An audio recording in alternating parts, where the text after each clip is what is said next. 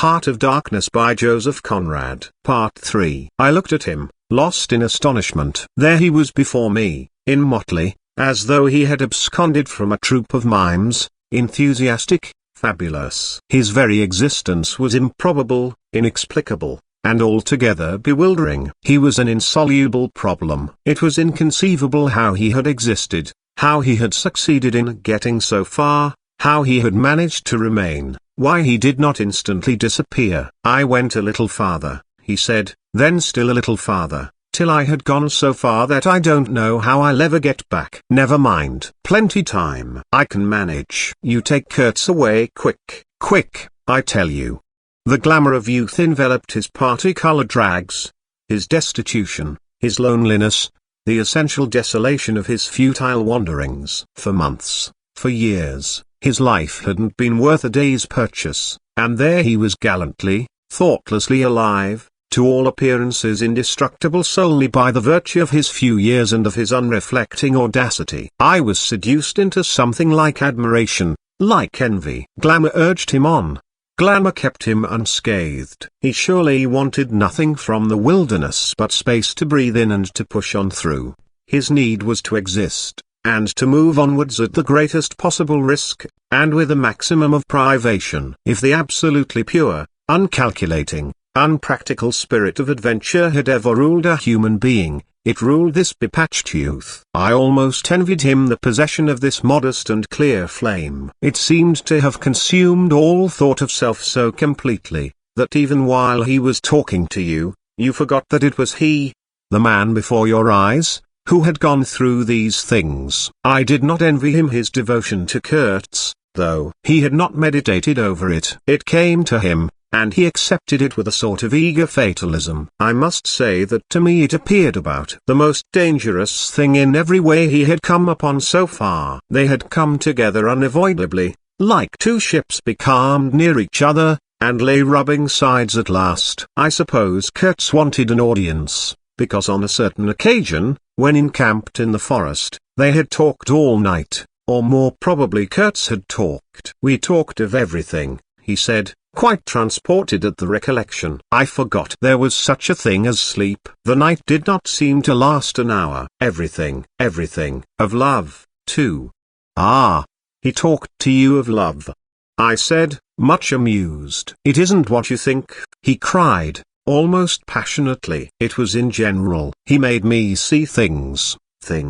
He threw his arms up. We were on deck at the time, and the headman of my woodcutters, lounging nearby, turned upon him his heavy and glittering eyes. I looked around, and I don't know why, but I assure you that never, never before, did this land, this river, this jungle, the very arch of this blazing sky, appear to me so hopeless and so dark, so impenetrable to human thought, so pitiless to human weakness. And, ever since, you have been with him, of course, I said. On the contrary, it appears their intercourse had been very much broken by various causes. He had, as he informed me proudly, managed to nurse Kurtz through 2 illnesses. He alluded to it as you would to some risky feat, but as a rule Kurtz wandered alone, far in the depths of the forest. Very often coming to this station, I had to wait days and days before he would turn up, he said. Ah, it was worth waiting for exclamation marks sometimes.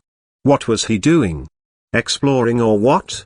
I asked. Oh, yes, of course, he had discovered lots of villages. Our lake, too. He did not know exactly in what direction. It was dangerous to inquire too much, but mostly his expeditions had been for ivory. But he had no goods to trade with by that time, I objected. There's a good lot of cartridges left even yet, he answered, looking away. To speak plainly, he raided the country, I said. He nodded. Not alone, surely? He muttered something about the villages round that lake. Kurtz got the tribe to follow him, did he? I suggested. He fidgeted a little. They adored him, he said. The tone of these words was so extraordinary that I looked at him searchingly. It was curious to see his mingled eagerness and reluctance to speak of Kurtz. The man filled his life, occupied his thoughts, swayed his emotions. What can you expect? He burst out. He came to them with thunder and lightning. you know, and they had never seen anything like it, and very terrible. He could be very terrible. You can't judge Mr. Kurtz as you would an ordinary man. No, no, no. Now, just to give you an idea, I don't mind telling you, he wanted to shoot me, too, one day, but I don't judge him. Shoot you? I cried. What for? Well, I had a small lot of ivory the chief of that village near my house gave me. You see, I used to shoot game for them. Well, he wanted it, and wouldn't hear reason. He declared he would shoot me unless I gave him the ivory, and then cleared out of the country, because he could do so, and had a fancy for it, and there was nothing on earth to prevent him killing whom he jolly well pleased. And it was true, too. I gave him the ivory. What did I care? But I didn't clear out. No. Number. I couldn't leave him. I had to be careful, of course, till we got friendly again for a time. He had his second illness then. Afterwards I had to keep out of the way, but I didn't mind. He was living for the most part in those villages on the lake. When he came down to the river, sometimes he would take to me, and sometimes it was better for me to be careful. This man suffered too much. He hated all this, and somehow he couldn't get away. When I had a chance I begged him to try and leave while there was time. I offered to go back with him, and he would say yes, and then he would remain, go off on another ivory hunt, disappear for weeks, forget himself amongst these people, forget himself, you know. Why? He's mad, I said. He protested indignantly. Mr. Kurtz couldn't be mad. If I had heard him talk, only 2 days ago, I wouldn't dare hint at such a thing. I had taken up my binoculars while we talked, and was looking at the shore, sweeping the limit of the forest at each side and at the back of the house. The consciousness of there being people in that bush, so silent, so quiet, as silent and quiet as the ruined house on the hill, made me uneasy. There was no sign on the face of nature of this amazing tale that was not so much told as suggested to me in desolate exclamations, completed by shrugs, in interrupted phrases, in hints ending in deep sighs. The woods were unmoved, like a mask, heavy, like the closed door of a prison. They looked with their air of hidden knowledge, of patient expectation, of unapproachable silence. The Russian was explaining to me that it was only lately that Mr. Kurtz had come down to the river, bringing along with him all the fighting men of that lake tribe. He had been absent for several months, getting himself adored, I suppose, and had come down unexpectedly, with the intention to all appearance of making a raid either across the river or downstream. Evidently the appetite for more ivory had got the better of the, what shall I say, less material aspirations. However, he had got much worse suddenly. I heard he was lying helpless, and so I came up, took my chance, said the Russian. Oh, he is bad, very bad.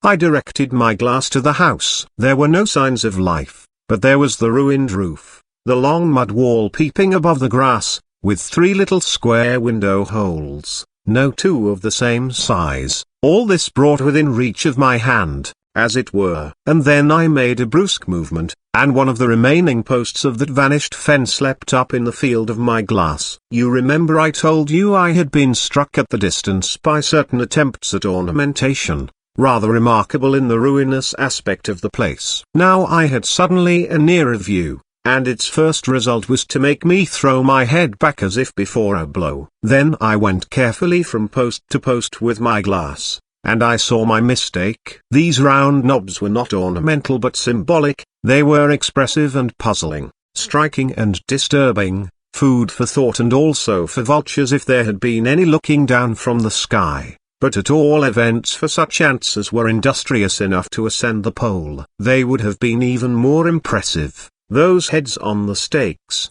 if their faces had not been turned to the house. Only one, the first I had made out, was facing my way. I was not so shocked as you may think. The start back I had given was really nothing but a movement of surprise. I had expected to see a knob of wood there, you know. I returned deliberately to the first I had seen, and there it was, black, dried, sunken, with closed eyelids, a head that seemed to sleep at the top of that pole, and, with the shrunken dry lips showing a narrow white line of the teeth, was smiling, too, smiling continuously at some endless and jocose dream of that eternal slumber. I am not disclosing any trade secrets. In fact, the manager said afterwards that Mr. Kurtz's methods had ruined the district. I have no opinion on that point, but I want you clearly to understand that there was nothing exactly profitable in these heads being there. They only showed that Mr. Kurtz lacked restraint in the gratification of his various lusts, that there was something wanting in him, some small matter which, when the pressing need arose, could not be found under his magnificent eloquence. Whether he knew of this deficiency himself I can't say. I think the knowledge came to him at last, only at the very last. But the wilderness had found him out early, and had taken on him a terrible vengeance for the fantastic invasion. I think it had whispered to him things about himself which he did not know, things of which he had no conception till he took counsel with this great solitude, and the whisper had proved irresistibly fascinating. It echoed loudly within him because he was hollow at the core. I put down the glass, and the head that had appeared near enough to be spoken to seemed at once to have leapt away from me into inaccessible distance. The admirer of Mr. Kurtz was a bit crestfallen. In a hurried, indistinct voice he began to assure me he had not dared to take these, say, symbols, down. He was not afraid of the natives. They would not stir till Mr. Kurtz gave the word. His ascendancy was extraordinary. The camps of these people surrounded the place, and the chiefs came every day to see him. They would growl, "I don't want to know anything of the ceremonies used when approaching Mr. Kurtz," I shouted. Curious, this feeling that came over me that such details would be more intolerable than those heads drying on the stakes under Mr. Kurtz's windows. After all, that was only a savage sight, while I seemed at one bound to have been transported into some lightless region of subtle horrors, where pure, uncomplicated savagery was a positive relief, being something that had a right to exist, obviously, in the sunshine. The young man looked at me with surprise. I suppose it did not occur to him that Mr. Kurtz was no idol of mine. He forgot I hadn't heard any of these splendid monologues on, what was it? On love, justice, conduct of life, or what not. If it had come to crawling before Mr. Kurtz, he crawled as much as the veriest savage of them all. I had no idea of the conditions, he said. These heads were the heads of rebels. I shocked him excessively by laughing. Rebels. What would be the next definition I was to hear? There had been enemies, criminals, workers, and these were rebels. Those rebellious heads looked very subdued to me on their sticks. "You don't know how such a life tries a man like Kurtz," cried Kurtz's last disciple. "Well, and you?" I said. I am a simple man. I have no great thoughts. I want nothing from anybody. How can you compare me to?" His feelings were too much for speech, and suddenly he broke down. "I don't understand," he groaned. "I've been doing my best to keep him alive, and that's enough. I had no hand in all this. I have no abilities. There hasn't been a drop of medicine or a mouthful of invalid food for months here." He was shamefully abandoned. A man like this, with such ideas. Shamefully. I haven't slept for the last 10 nights. His voice lost itself in the calm of the evening. The long shadows of the forest had slipped downhill while we talked, had gone far beyond the ruined hovel, beyond the symbolic row of stakes. All this was in the gloom, while we down there were yet in the sunshine, and the stretch of the river abreast of the clearing glittered in a still and dazzling splendor, with a murky and overshadowed bend above and below. Not a living soul was seen on the shore. The bushes did not rustle. Suddenly round the corner of the house a group of men appeared, as though they had come up from the ground. They waded waist deep in the grass, in a compact body, bearing an improvised stretcher in their midst. Instantly, in the emptiness of the landscape, a cry arose whose shrillness pierced the still air like a sharp arrow flying straight to the very heart of the land, and, as if by enchantment, streams of human beings, of naked human beings, with spears in their hands, with bows,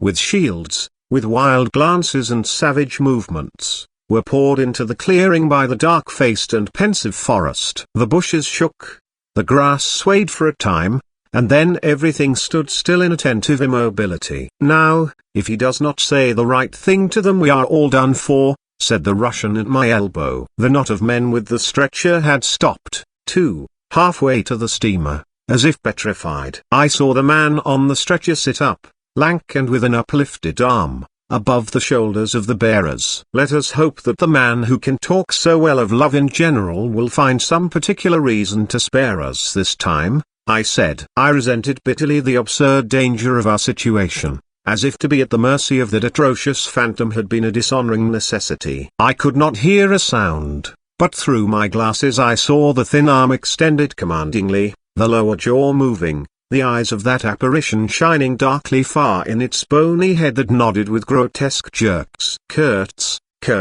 that means short in German, don't it? Well, the name was as true as everything else in his life and death. He looked at least 7 feet long.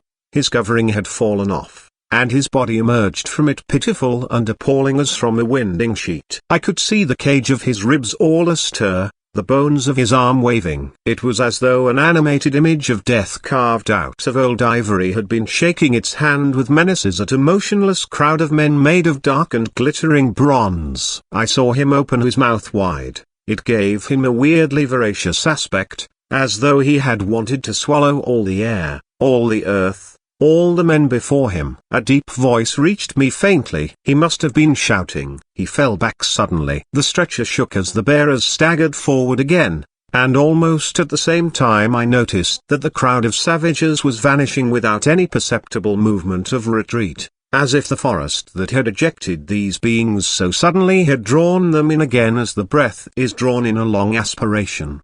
Some of the pilgrims behind the stretcher carried his arms, 2 shotguns, a heavy rifle, and a light revolver carbine, the thunderbolts of that pitiful Jupiter. The manager bent over him murmuring as he walked beside his head. They laid him down in one of the little cabins, just a room for a bed place and a camp stool or 2, you know. We had brought his belated correspondence, and a lot of torn envelopes and open letters littered his bed. His hand roamed feebly amongst these papers. I was struck by the fire of his eyes and the composed languor of his expression. It was not so much the exhaustion of disease. He did not seem in pain. This shadow looked satiated and calm, as though for the moment it had had its fill of all the emotions. He rustled one of the letters, and looking straight in my face said, "I am glad.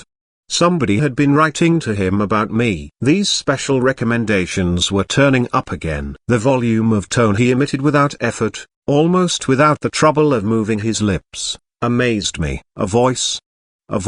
It was grave, profound, vibrating, while the man did not seem capable of a whisper. However, he had enough strength in him, factitious no doubt, to very nearly make an end of us, as you shall hear directly. The manager appeared silently in the doorway. I stepped out at once and he drew the curtain after me. The Russian, eyed curiously by the pilgrims, was staring at the shore. I followed the direction of his glance. Dark human shapes could be made out in the distance, flitting indistinctly against the gloomy border of the forest, and near the river 2 bronze figures, leaning on tall spears, stood in the sunlight under fantastic headdresses of spotted skins, warlike and still in statuesque repose. And from right to left along the lighted shore moved a wild and gorgeous apparition of a woman. She walked with measured steps, draped in striped and fringed cloths, treading the earth proudly, with a slight jingle and flash of barbarous ornaments. She carried her head high,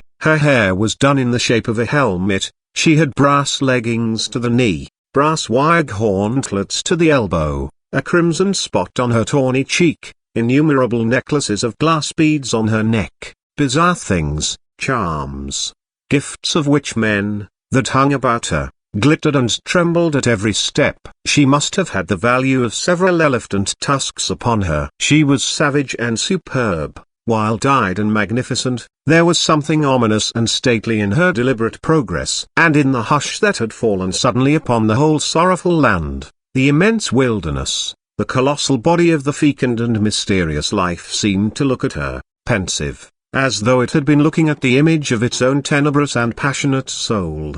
She came abreast of the steamer, stood still, and faced us. Her long shadow fell to the water's edge. Her face had a tragic and fierce aspect of wild sorrow and of dumb pain mingled with the fear of some struggling, half-shaped resolve. She stood looking at us without a stir, and like the wilderness itself, with an air of brooding over an inscrutable purpose. A whole minute passed, and then she made a step forward. There was a low jingle, a glint of yellow metal, a sway of fringed draperies, and she stopped as if her heart had failed her. The young fellow by my side growled. The pilgrims murmured at my back.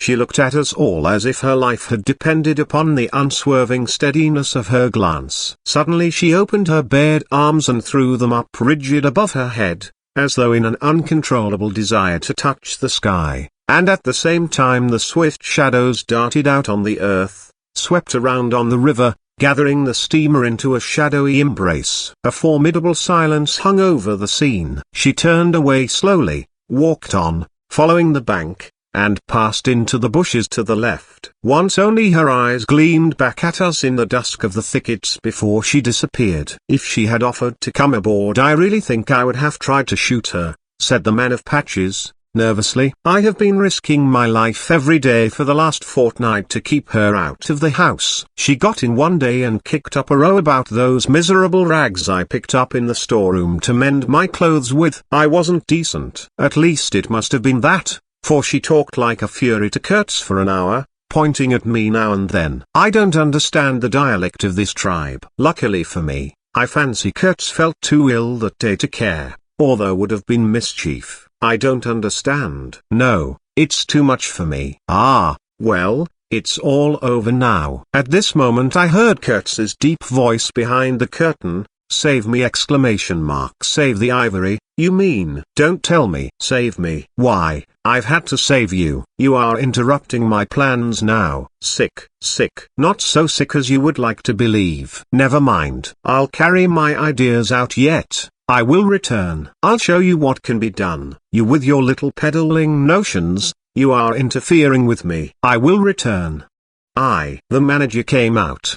He did me the honor to take me under the arm and lead me aside. He is very low, he said. He considered it necessary to sigh, but neglected to be consistently sorrowful. We have done all we could for him, haven't we? But there is no disguising the fact. Mr. Kurtz has done more harm than good to the company. He did not see the time was not ripe for vigorous action. Cautiously, that's my principle. We must be cautious yet. The district is closed to us for a time. Deplorable. Upon the whole, the trade will suffer. I don't deny there is a remarkable quantity of ivory, mostly fossil. We must save it, at all events, but look how precarious the position is. And why? Because the method is unsound. Do you, said I, looking at the shore, call it unsound method? Without doubt, he exclaimed hotly. Don't you? No method at all, I murmured after a while. Exactly, he exulted. I anticipated this. Shows a complete want of judgment. It is my duty to point it out in the proper quarter. Oh, said I, that fellow, what's his name? The brickmaker, will make a readable report for you. He appeared confounded for a moment. It seemed to me I had never breathed an atmosphere so vile, and I turned mentally to Kurtz for relief, positively for relief. Nevertheless, I think Mr. Kurtz is a remarkable man, I said with emphasis. He started, dropped on me a heavy glance, said very quietly, he was, and turned his back on me. My hour of favor was over. I found myself lumped along with Kurtz as a partisan of methods for which the time was not ripe. I was unsound. But it was something to have at least a choice of nightmares. I had turned to the wilderness really, not to Mr. Kurtz, who, I was ready to admit, was as good as buried. And for a moment it seemed to me as if I also were buried in a vast grave full of unspeakable secrets. I felt an intolerable weight oppressing my breast. The smell of the damp earth, the unseen presence of victorious corruption, the darkness of an impenetrable night. The Russian tapped me on the shoulder. I heard him mumbling and stammering something about Brother Seaman. Couldn't conceal knowledge of matters that would affect Mr. Kurtz's reputation.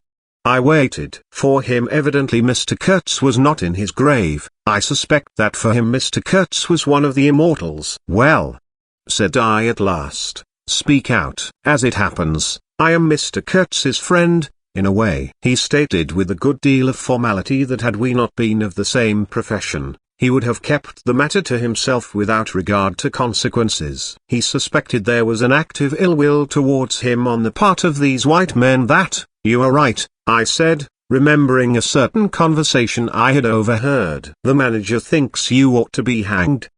He showed a concern at this intelligence which amused me at first. I had better get out of the way quietly, he said earnestly. I can do no more for Kurtz now, and they would soon find some excuse. What's to stop them? There's a military post 300 miles from here.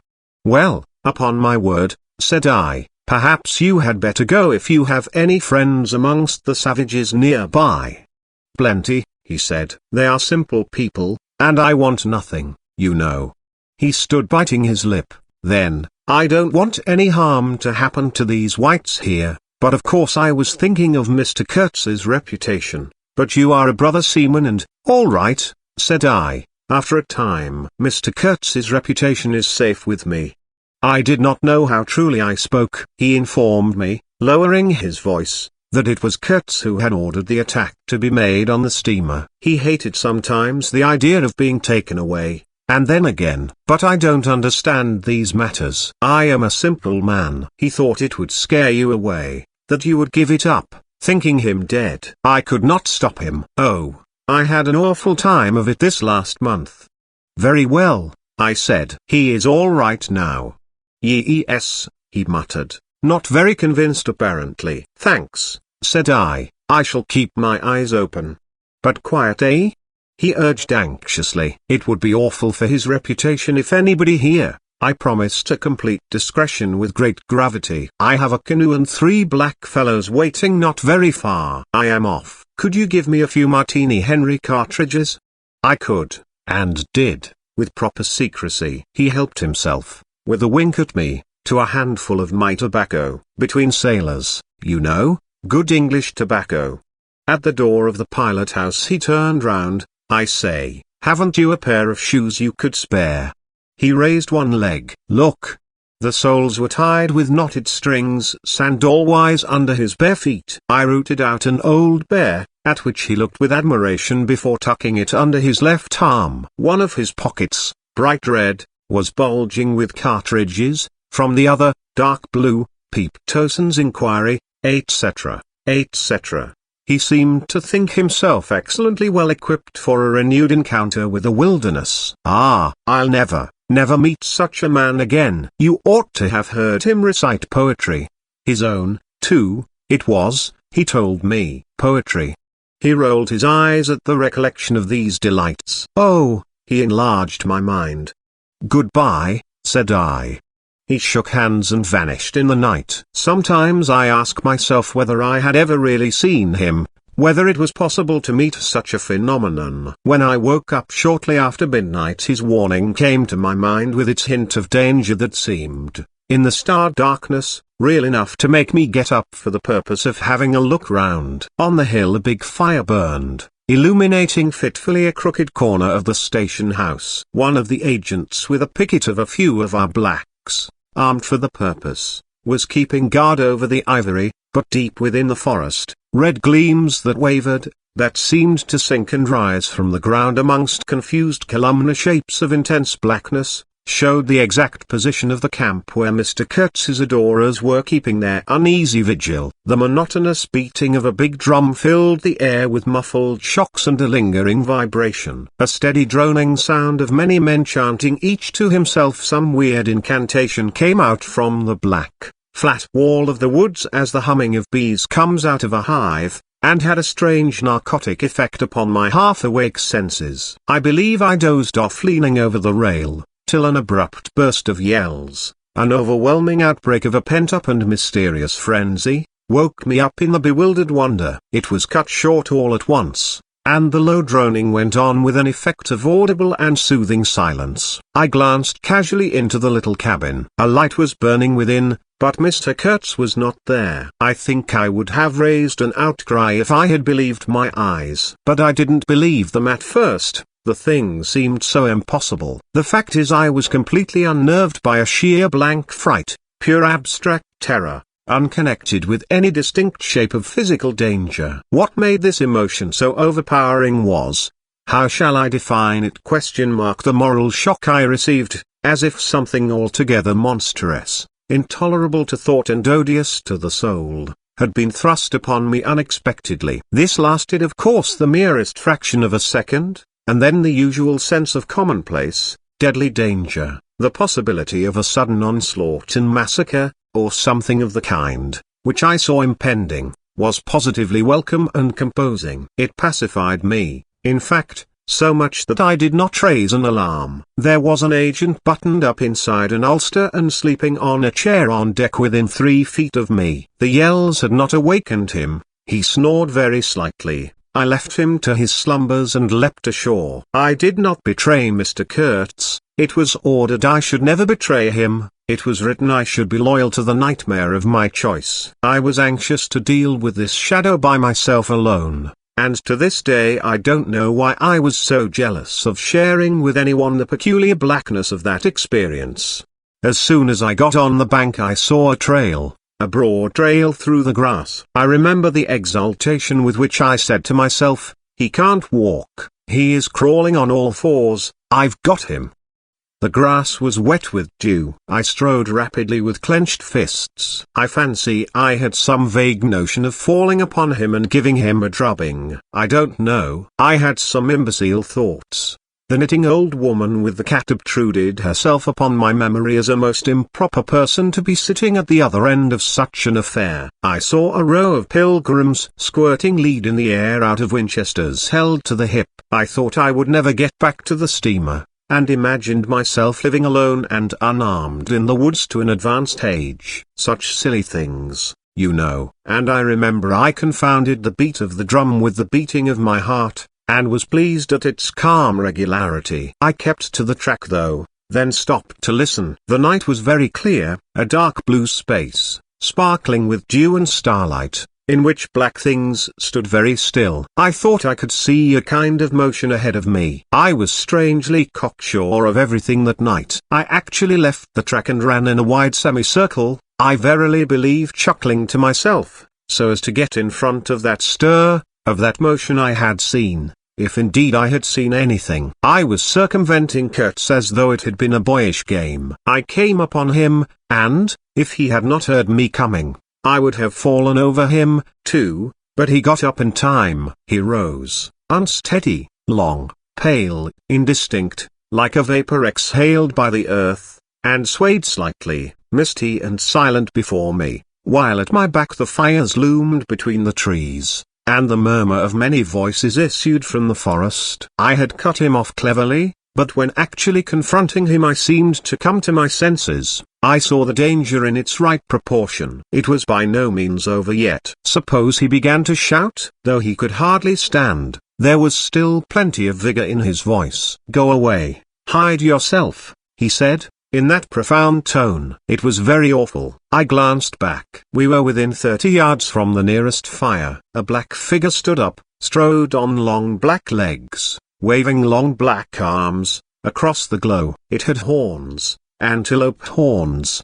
I think, on its head. Some sorcerer, some witch man, no doubt. It looked fiend-like enough. "Do you know what you are doing?" I whispered. "Perfectly," he answered, raising his voice for that single word. It sounded to me far off and yet loud, like a hail through a speaking trumpet. "If he makes a row we are lost," I thought to myself. This clearly was not a case for fisticuffs, even apart from the very natural aversion I had to beat that shadow, this wandering and tormented thing. "You will be lost," I said, "utterly lost. One gets sometimes such a flash of inspiration, you know." I did say the right thing, though indeed he could not have been more irretrievably lost than he was at this very moment, when the foundations of our intimacy were being laid, to endure, even to the end, even beyond. "I had immense plans," he muttered irresolutely. "Yes," said I, "but if you try to shout I'll smash your head with—" There was not a stick or a stone near. "I will throttle you for good," I corrected myself. "I was on the threshold of great things," he pleaded, in a voice of longing, with a wistfulness of tone that made my blood run cold. "And now for this stupid scoundrel, your success in Europe is assured in any case," I affirmed steadily. I did not want to have the throttling of him, you understand, and indeed it would have been very little use for any practical purpose. I tried to break the spell, the heavy, mute spell of the wilderness, that seemed to draw him to its pitiless breast by the awakening of forgotten and brutal instincts, by the memory of gratified and monstrous passions. This alone, I was convinced, had driven him out to the edge of the forest, to the bush, towards the gleam of fires,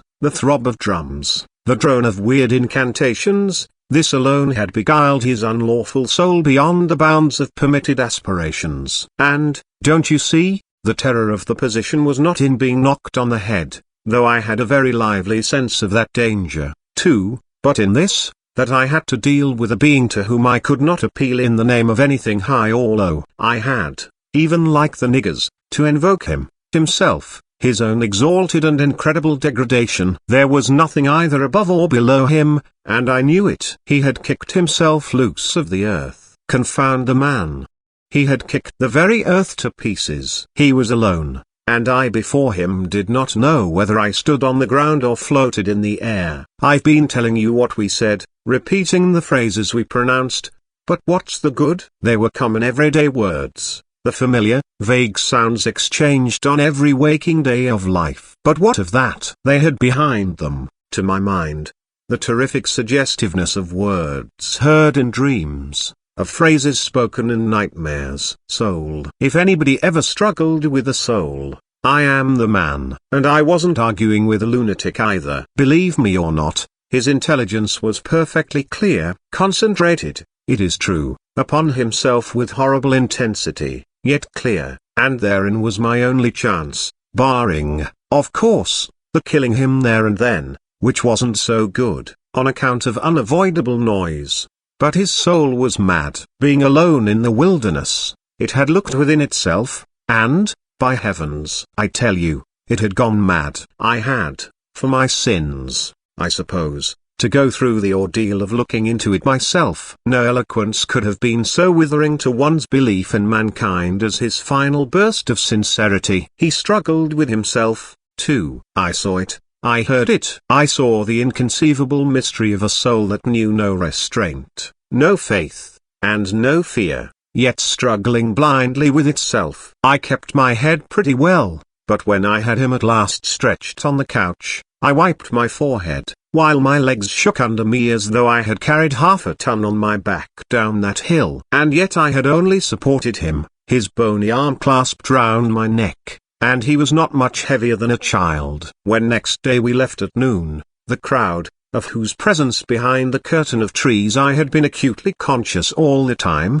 flowed out of the woods again, filled the clearing, covered the slope with a mass of naked, breathing, quivering, bronze bodies. I steamed up a bit, then swung downstream, and 2,000 eyes followed the evolutions of the splashing, thumping, fierce river demon beating the water with its terrible tail and breathing black smoke into the air. In front of the first rank, along the river, 3 men, plastered with bright red earth from head to foot, strutted to and fro restlessly. When we came abreast again, they faced the river, stamped their feet, nodded their horned heads, swayed their scarlet bodies. They shook towards the fierce river demon a bunch of black feathers, a mangy skin with a pendant tail, something that looked to dried gourd. They shouted periodically together strings of amazing words that resembled no sounds of human language, and the deep murmurs of the crowd, interrupted suddenly, were like the responses of some satanic litany. We had carried Kurtz into the pilot house. There was more air there. Lying on the couch, he stared through the open shutter. There was an eddy in the mass of human bodies, and the woman with helmeted head and tawny cheeks rushed out to the very brink of the stream. She put out her hands, shouted something, and all that wild mob took up the shout in a roaring chorus of articulated, rapid, breathless utterance. "Do you understand this?" I asked. He kept on looking out past me with fiery, longing eyes, with a mingled expression of wistfulness and hate. He made no answer, but I saw a smile of indefinable meaning, appear on his colorless lips that a moment after twitched convulsively. "Do I not?" he said slowly, gasping, as if the words had been torn out of him by a supernatural power. I pulled the string of the whistle, and I did this because I saw the pilgrims on deck getting out their rifles with an air of anticipating a jolly lark. At the sudden screech there was a movement of abject terror through the wedged mass of bodies. Don't you frighten them away," cried someone on deck disconsolately. I pulled the string time after time. They broke and ran, they leapt, they crouched, they swerved, they dodged the flying terror of the sound. The three red chaps had fallen flat, face down on the shore, as though they had been shot dead. Only the barbarous and superb woman did not so much as flinch, and stretched tragically her bare arms after us over the sombre and glittering river. And then that imbecile crowd down on the deck started their little fun, and I could see nothing more for smoke. The brown current ran swiftly out of the heart of darkness, bearing us down towards the sea with twice the speed of our upward progress, and Kurtz's life was running swiftly, too, ebbing out of his heart into the sea of inexorable time. The manager was very placid, he had no vital anxieties now, he took us both in with a comprehensive and satisfied glance. The affair had come off as well as could be wished. I saw the time approaching when I would be left alone of the party of unsound method. The pilgrims looked upon me with disfavor. I was, so to speak, numbered with the dead. It is strange how I accepted this unforeseen partnership, this choice of nightmares forced upon me in the tenebrous land invaded by these mean and greedy phantoms. Kurtz discoursed. A voice. It rang deep to the very last. It survived his strength to hide in the magnificent folds of eloquence the barren darkness of his heart. Oh, he struggled. The wastes of his weary brain were haunted by shadowy images now, images of wealth and fame revolving obsequiously round his unextinguishable gift of noble and lofty expression. My intended, my station, my career, my ideas, these were the subjects for the occasional utterances of elevated sentiments. The shade of the original Kurtz frequented the bedside of the hollow sham, whose fate it was to be buried presently in the mould of primeval earth. But both the diabolic love and the unearthly hate of the mysteries it had penetrated fought for the possession of that soul satiated with primitive emotions, avid of lying fame, of sham distinction, of all the appearances of success and power. Sometimes he was contemptibly childish. He desired to have kings meet him at railway stations on his return from some ghastly nowhere, where he intended to accomplish great things. You show them you have in you something that is really profitable, and then there will be no limits to the recognition of your ability, he would say. Of course you must take care of the motives, right motives, always. The long reaches that were like one and the same reach, monotonous bends that were exactly alike, slipped past the steamer with their multitude of seculatories looking patiently after this grimy fragment of another world, the forerunner of change, of conquest, of trade, of massacres, of blessings. I looked ahead, piloting. "Close the shutter," said Kurtz suddenly one day. "I can't bear to look at this." I did so. There was a silence. "Oh, but I will wring your heart yet," he cried at the invisible wilderness. We broke down, as I had expected, and had to lie up for repairs at the head of an island. This delay was the first thing that shook Kurtz's confidence. One morning he gave me a packet of papers and a photograph, the lot tied together with a shoestring. "Keep this for me," he said. "This noxious fool," meaning the manager, "is capable of prying into my boxes when I am not looking." In the afternoon I saw him. He was lying on his back with closed eyes, and I withdrew quietly, but I heard him mutter, "Live rightly, die, die." I listened. There was nothing more. Was he rehearsing some speech in his sleep, or was it a fragment of a phrase from some newspaper article? He had been writing for the papers and meant to do so again, for the furthering of my ideas. It's a duty. His was an impenetrable darkness. I looked at him as you peer down at a man who is lying at the bottom of a precipice where the sun never shines. But I had not much time to give him, because I was helping the engine driver to take to pieces the leaky cylinders, to straighten a bent connecting rod, and in other such matters. I lived in an infernal mess of rust, filings, nuts, bolts, spanners, hammers, ratchet drills, things I abominate, because I don't get on with them. I tended the little forge we fortunately had aboard. I toiled wearily in a wretched scrap heap, unless I had the shakes too bad to stand. One evening, coming in with a candle, I was startled to hear him say a little tremulously, "I am lying here in the dark waiting for death."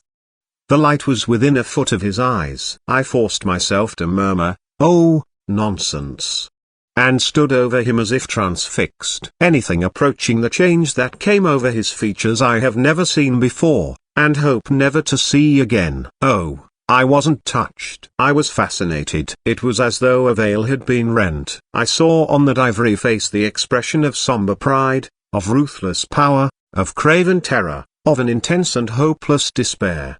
Did he live his life again in every detail of desire, temptation, and surrender during that supreme moment of complete knowledge? He cried in a whisper at some image, at some vision. He cried out twice, a cry that was no more than a breath. The horror, the horror! I blew the candle out and left the cabin. The pilgrims were dining in the mess room, and I took my place opposite the manager, who lifted his eyes to give me a questioning glance, which I successfully ignored. He leaned back, serene, with that peculiar smile of his sealing the unexpressed depths of his meanness. A continuous shower of small flies streamed upon the lamp, upon the cloth, upon our hands and faces. Suddenly the manager's boy put his insolent black head in the doorway, and said in a tone of scathing contempt, "Mr. Kurtz, he dead." All the pilgrims rushed out to see. I remained, and went on with my dinner. I believe I was considered brutally callous. However, I did not eat much. There was a lamp in there, light, don't you know, and outside it was so beastly dark. I went no more near the remarkable man who had pronounced a judgment upon the adventures of his soul on this earth. The voice was gone. What else had been there? But I am of course aware that next day the pilgrims buried something in a muddy hole, and then they very nearly buried me. However, as you see, I did not go to join Kurtz there and then. I did not. I remained to dream the nightmare out to the end, and to show my loyalty to Kurtz once more. Destiny. My destiny. Droll thing life is, that mysterious arrangement of merciless logic for a futile purpose. The most you can hope from it is some knowledge of yourself, that comes too late, a crop of unextinguishable regrets. I have wrestled with death. It is the most unexciting contest you can imagine. It takes place in an impalpable greyness, with nothing underfoot, with nothing around, without spectators,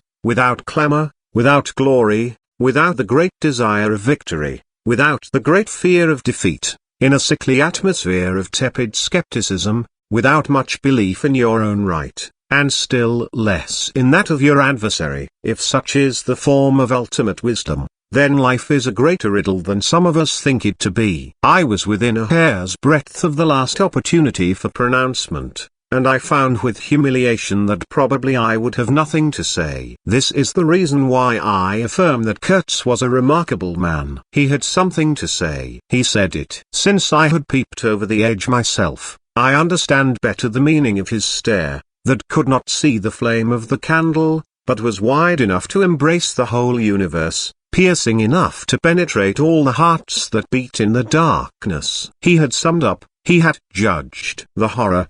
He was a remarkable man. After all, this was the expression of some sort of belief. It had candor, it had conviction, it had a vibrating note of revolt in its whisper, it had the appalling face of a glimpsed truth, the strange commingling of desire and hate. And it is not my own extremity I remember best, a vision of greyness without form filled with physical pain, and a careless contempt for the evanescence of all things, even of this pain itself. No, it is his extremity that I seem to have lived through. True, he had made that last stride, he had stepped over the edge, while I had been permitted to draw back my hesitating foot. And perhaps in this is the whole difference, perhaps all the wisdom, and all truth, and all sincerity, are just compressed into that inappreciable moment of time in which we step over the threshold of the invisible. Perhaps. I like to think my summing up would not have been a word of careless contempt. Better his cry, much better. It was an affirmation,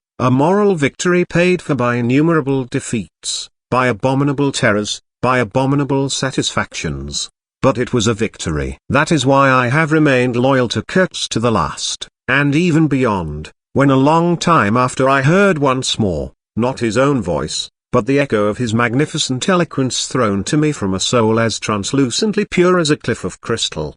No, they did not bury me, though there is a period of time which I remember mistily, with a shuddering wonder, like a passage through some inconceivable world that had no hope in it and no desire. I found myself back in the sepulchral city, resenting the sight of people hurrying through the streets to filch a little money from each other, to devour their infamous cookery, to gulp their unwholesome beer, to dream their insignificant and silly dreams. They trespassed upon my thoughts. They were intruders whose knowledge of life was to me an irritating pretense, because I felt so sure they could not possibly know the things I knew.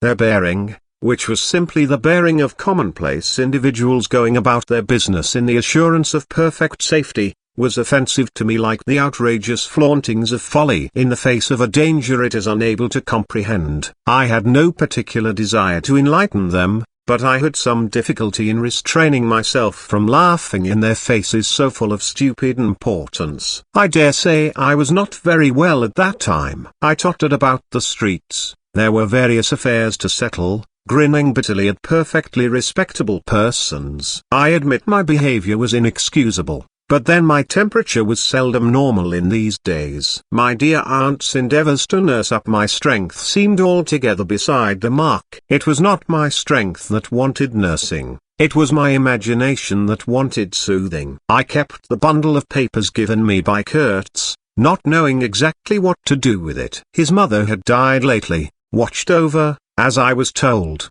by his intended, a clean-shaved man, with an official manner and wearing gold-rimmed spectacles, called on me one day and made inquiries, at first circuitous, afterwards suavely pressing, about what he was pleased to denominate certain documents.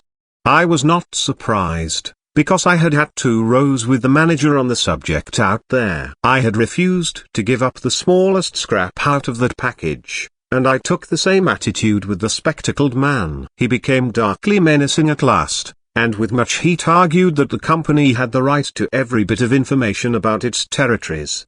And said he, Mr. Kurtz's knowledge of unexplored regions must have been necessarily extensive and peculiar, owing to his great abilities and to the deplorable circumstances in which he had been placed. Therefore, I assured him Mr. Kurtz's knowledge, however extensive, did not bear upon the problems of commerce or administration. He invoked then the name of science. It would be an incalculable loss if, etc., etc. I offered him the report on the suppression of savage customs, with the postscriptum torn off. He took it up eagerly, but ended by sniffing at it with an air of contempt. This is not what we had a right to expect, he remarked. Expect nothing else, I said. There are only private letters.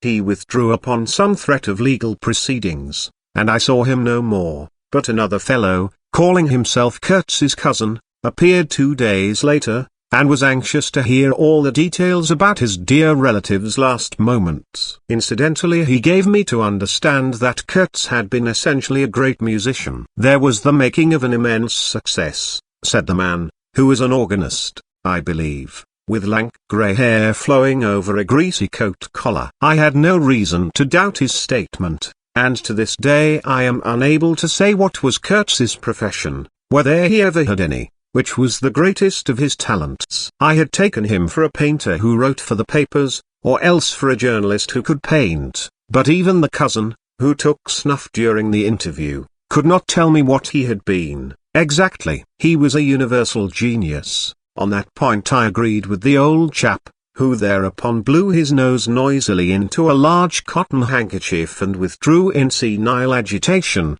bearing off some family letters and memoranda without importance. Ultimately a journalist anxious to know something of the fate of his dear colleague turned up. This visitor informed me Kurtz's proper sphere ought to have been politics on the popular side. He had furry straight eyebrows, bristly hair cropped short, an eyeglass on a broad ribbon, and, becoming expansive, confessed his opinion that Kurtz really couldn't write a bit, but heavens, how that man could talk. He electrified large meetings. He had faith. Don't you see? He had the faith. He could get himself to believe anything, anything. He would have been a splendid leader of an extreme party. What party? I asked. Any party, answered the other. He was an extremist. Did I not think so? I assented. Did I know, he asked, with a sudden flash of curiosity, what it was that had induced him to go out there?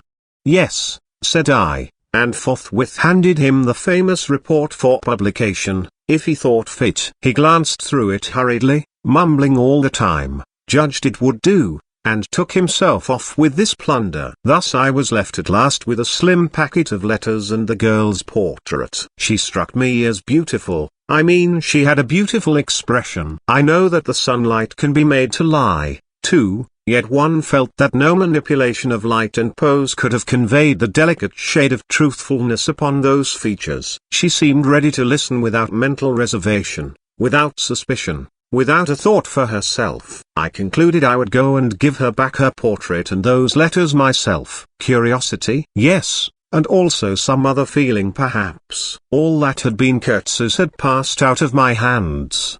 His soul, his body, his station, his plans, his ivory, his career. There remained only his memory and his intended, and I wanted to give that up, too, to the past, in a way, to surrender personally all that remained of him with me to that oblivion which is the last word of our common fate. I don't defend myself. I had no clear perception of what it was I really wanted. Perhaps it was an impulse of unconscious loyalty, or the fulfillment of one of those ironic necessities that lurk in the facts of human existence. I don't know. I can't tell. But I went. I thought his memory was like the other memories of the dead that accumulate in every man's life, a vague impress on the brain of shadows that had fallen on it in their swift and final passage. But before the high and ponderous door, between the tall houses of a street as still and decorous as a well-kept alley in a cemetery, I had a vision of him on the stretcher, opening his mouth voraciously, as if to devour all the earth with all its mankind. He lived then before me.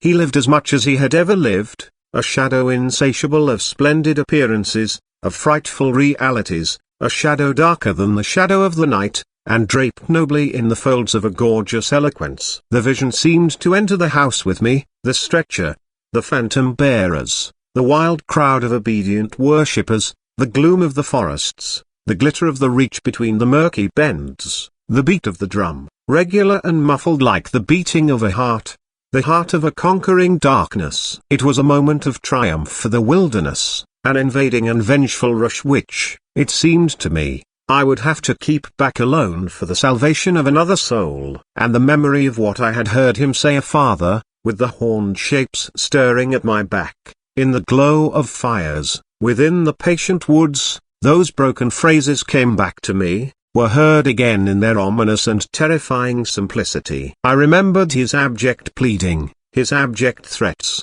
the colossal scale of his vile desires, the meanness, the torment, the tempestuous anguish of his soul. And later on I seemed to see his collected languid manner, when he said one day, "This lot of ivory now is really mine. The company did not pay for it. I collected it myself at a very great personal risk. I am afraid they will try to claim it as theirs though. It is a difficult case. What do you think I ought to do? Resist, eh? I want no more than justice." He wanted no more than justice. No more than justice. I rang the bell before a mahogany door on the first floor, and while I waited he seemed to stare at me out of the glassy panel, stare with that wide and immense stare embracing, condemning, loathing all the universe. I seemed to hear the whispered cry, the horror, the horror. The dusk was falling. I had to wait in a lofty drawing room with 3 long windows from floor to ceiling that were like 3 luminous and bedraped columns.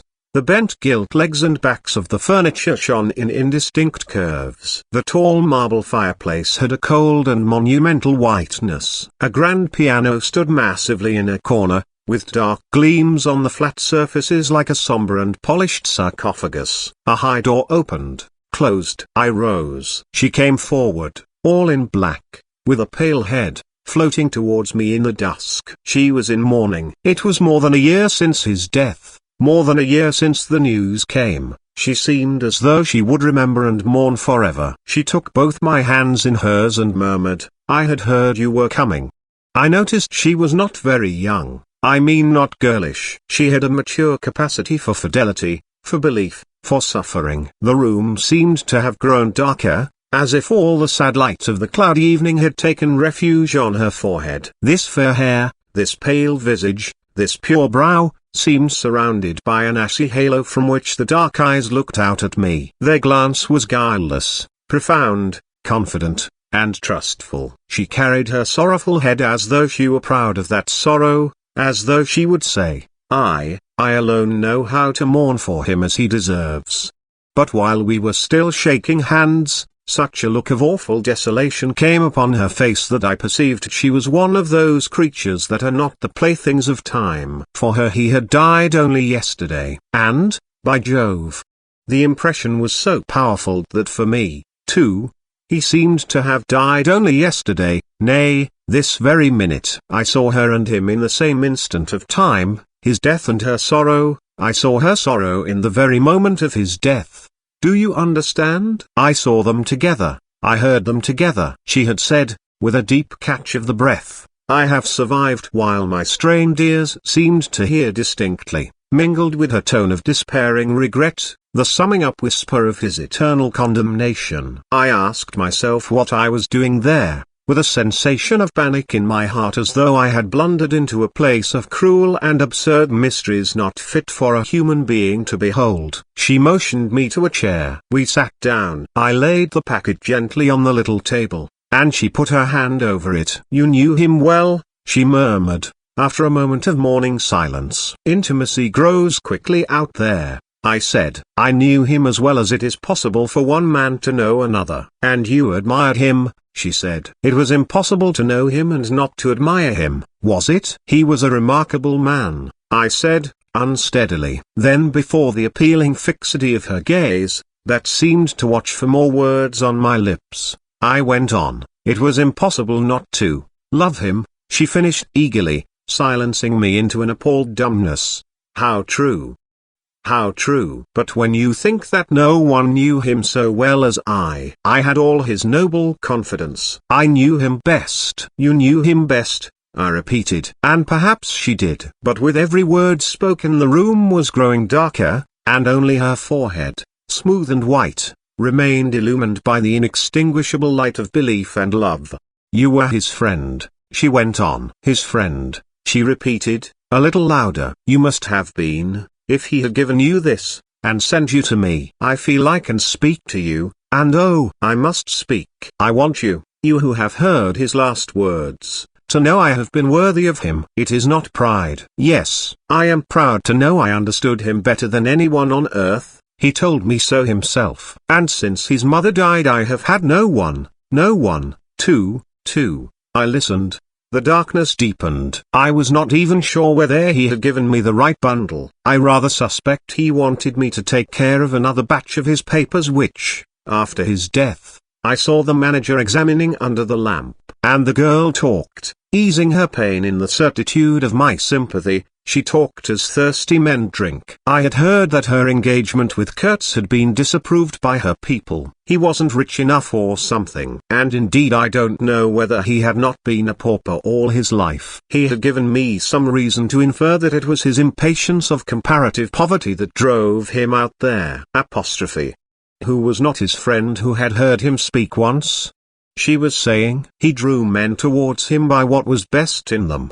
She looked at me with intensity. It is the gift of the great, she went on, and the sound of her low voice seemed to have the accompaniment of all the other sounds, full of mystery, desolation, and sorrow, I had ever heard. The ripple of the river, the soughing of the trees swayed by the wind, the murmurs of the crowds, the faint ring of incomprehensible words cried from afar. The whisper of a voice speaking from beyond the threshold of an eternal darkness. But you have heard him, you know. She cried. Yes, I know, I said with something like despair in my heart, but bowing my head before the faith that was in her, before that great and saving illusion that shone with an unearthly glow in the darkness, in the triumphant darkness from which I could not have defended her, from which I could not even defend myself. What a loss to me, to us! ! She corrected herself with beautiful generosity, then added in a murmur, to the world. By the last gleams of twilight I could see the glitter of her eyes, full of tears that would not fall. I have been very happy, very fortunate, very proud, she went on. Too fortunate, too happy for a little while. And now am I unhappy for life. She stood up, her fair hair seemed to catch all the remaining light in a glimmer of gold. I rose, too. And of all this, she went on mournfully, of all his promise, and of all his greatness, of his generous mind, of his noble heart, nothing remains, nothing but a memory. You and I, we shall always remember him, I said hastily. No, she cried. It is impossible that all this should be lost, that such a life should be sacrificed to leave nothing but sorrow. You know what vast plans he had. I knew of them, too. I could not perhaps understand, but others knew of them. Something must remain. His words, at least, have not died. His words will remain, I said. And his example, she whispered to herself. Men looked up to him. His goodness shone in every act. His example, true, I said, his example, too. Yes, his example. I forgot that. But I do not. I cannot believe. Not yet. I cannot believe that I shall never see him again, that nobody will see him again. Never, never, never. She put out her arms as if after a retreating figure, stretching them back and with clasped pale hands across the fading and narrow sheen of the window. Never see him. I saw him clearly enough then. I shall see this eloquent phantom as long as I live, and I shall see her, too, a tragic and familiar shade, resembling in this gesture another one, tragic also, and bedecked with powerless charms, stretching bare brown arms over the glitter of the infernal stream, the stream of darkness. She said suddenly very low, he died as he lived. His end, said I, with dull anger stirring in me, was in every way worthy of his life. And I was not with him, she murmured. My anger subsided before a feeling of infinite pity. Everything that could be done, I mumbled. Ah, but I believed in him more than anyone on earth, more than his own mother, more than himself. He needed me. I would have treasured every sigh, every word, every sign, every glance. I felt like a chill grip on my chest. Don't, I said, in a muffled voice. Forgive me. I have mourned so long in silence. You were with him, to the last? I think of his loneliness. Nobody near to understand him as I would have understood. Perhaps no one to hear. To the very end, I said, shakily. I heard his very last words. I stopped in a fright. Repeat them, she murmured in a heartbroken tone. I want, something, too, to live with. I was on the point of crying at her. Don't you hear them? The dusk was repeating them in a persistent whisper all around us, in a whisper that seemed to swell menacingly like the first whisper of a rising wind. The horror, his last word, to live with, she insisted. Don't you understand? I loved him. I pulled myself together and spoke slowly.